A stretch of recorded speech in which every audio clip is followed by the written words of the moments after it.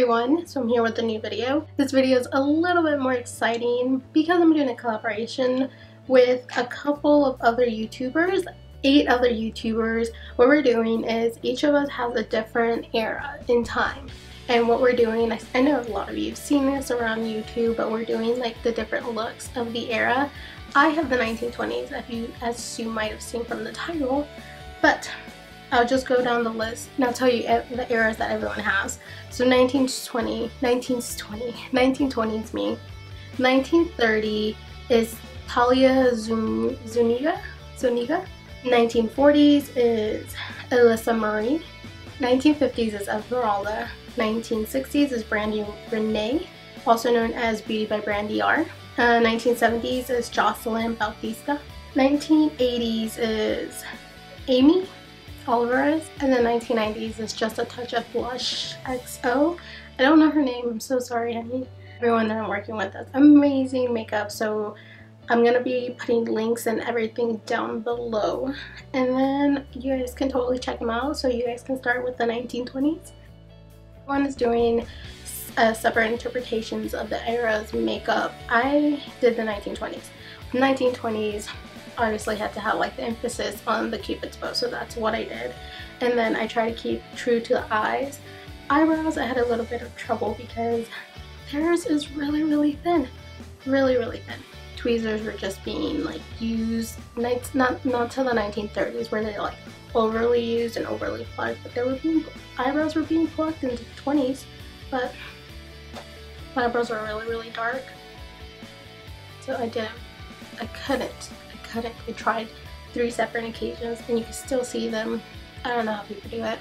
So I just kept my eyebrow, but I didn't fill in a lot, and then I just elongated just like they would. So they do like this short, like really thin, really long eyebrow that goes downward. Doesn't go like, it goes down. So that's what I try to do. Everything else pretty true to what the 1920s essential makeup looked like. Well, I feel look like. What we're calling this collaboration is makeup through the decades. Make sure to check out everyone else's video. Just go down to my info bar, to my description, and just click. You're gonna see a lot of amazing looks, so if you guys do want to see this look, please stay tuned. I'm gonna start off with foundation as usual. I'm using the Infallible foundation from L'Oreal just because this gives me a really full coverage, and during the 1920s, full coverage, porcelain looking, pale skin was the thing, but I can't really pull off the pale thing, so I'm gonna go with this. Now I'm gonna conceal with my Glamoflauge Concealer as usual, just because I am having some breakouts and I want it to look absolutely perfect, so I'm just gonna be concealing as usual. Now using my Dipbrow in chocolate, I'm going to be filling in my eyebrows, but I'm going to be doing this a little bit differently. Just like I mentioned in the very beginning of the video, I had some trouble covering my eyebrows, so I'm just going to be doing the general shape to where the ends were downward. So you can see how I did that, to where the very front I barely filled it in, and then I just went downwards. Now I'm going to be going in with my palette, my favorite palette, you guys know this, and using Ludwin. I'm just using this as a transition color as usual and just putting it in my crease. Now using my Vice 3 palette, I'm going to be going in with Lucky, and what I'm going to be doing with this shade is just putting it right in my crease and then bringing it a little bit up. That way when I close my eye, you can actually see the color more than if I just put it in the crease. I didn't know that during the 1920s, they didn't like just use just gray and blacks. They actually use like blues and golds and purples and just all those really cool colors. So fun fact. Now going in with a black eyeliner, I'm using just an e.l.f. eyeliner. I'm just going to be putting it where I would usually put my eyeliner, but very messily, just because we are going to be smudging it out. So you don't have to be very careful with it, but we do want a black base. They used to use eyeliner. Kohl eyeliner was the thing in the 1920s, and they used to use it to smudge and just to do a liner. Wing liner wasn't the big thing. I really didn't see any pictures with wing liner, but you can do a wing liner if you want. This is your look. Going in with Shax from the Shade and Light palette, I'm going to be putting that on top of the black base that we just did, and then I'm going to be going in with the brush that I use to put the Lucky in my crease. Sorry, I forgot the color. And then I'm just going to be trying to blend out the harsh edges. I can't talk. And then going again and putting Shax back on the lid and then repeating the process. In a lot of the pictures that I saw when I was doing my research, I saw a lot of people doing like a little smoked out like thing on the bottom, and obviously I'm going to do that because what's a smoky eye without a smoky under eye? So I'm going to just be putting that very, very light-handedly, and then I'm going to be going in with my Nars Radiant Creamy Concealer and just cleaning that up a little bit and also highlighting just a tiny bit. Now let's talk about mascara. During the 1920s mascara, that's when mascara started to boom. Every woman wanted mascara on their lashes, and I want them on my lashes too. Mascara has never gone out of style, and it probably will never go out of style. So just coat your lashes and mascara.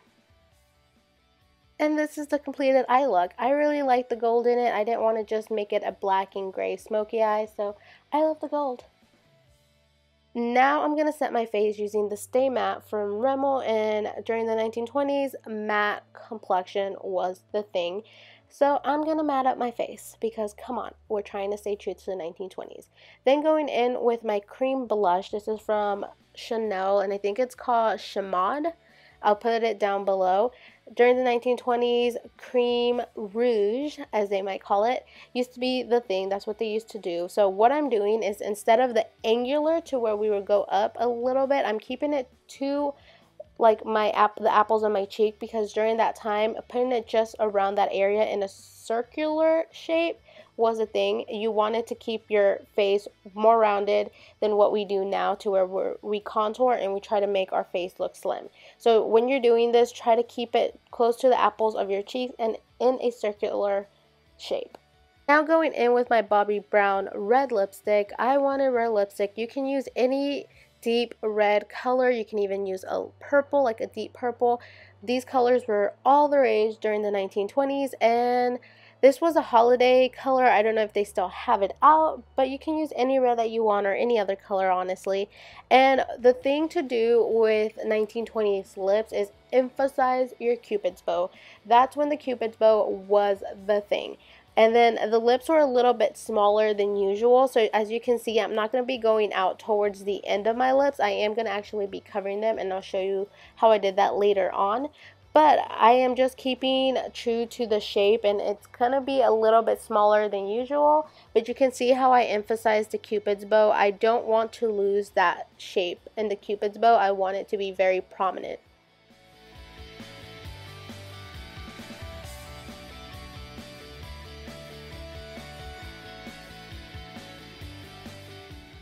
So doing the voiceover, I realized how long this clip is, but I did want to show you guys exactly how I did the lips, because the lips in the 1920s was the big thing, so I didn't want to skip over that fact. And I know my application wasn't perfect, but I really tried. I'm sorry, guys. Now I'm going to be going in and making my lips appear smaller. 1920, why do I keep doing that? I don't even know. 1920 was the time for your lips to look really small, really perky. So if you look at any pictures from the 1920s, you're going to see that the lips were smaller than usual, either because their lips were small or because they covered them just like what I'm doing now, or they just filled them in and didn't cover them up. But I'm just going in and cleaning up as much as usual. Sorry, guys. And then that is the completed look. I really hope you guys like this look. I had a lot of fun recreating this look, so I really hope you guys enjoyed it too. So this is a completed look. I really hope you guys like it.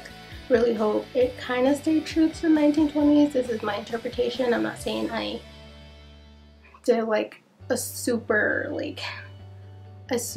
true to the makeup look, because I didn't. This is what I've seen in pictures after research and research and research. I did do a lot of research. I watched videos from the 1920s. I looked at like articles written by from the 1920s about makeup, people who've written makeup, like 1920s makeup things. I've seen videos, I've seen so much. This is the basic thing that I got. So this is like bits and pieces put from different articles and videos and whatnot. So hopefully it did it justice. This is just my interpretation. Don't get mad if you don't like it, but this is my interpretation. So thank you guys for watching. Don't forget to check out everyone else's videos. Thank you guys for watching. See you guys next time.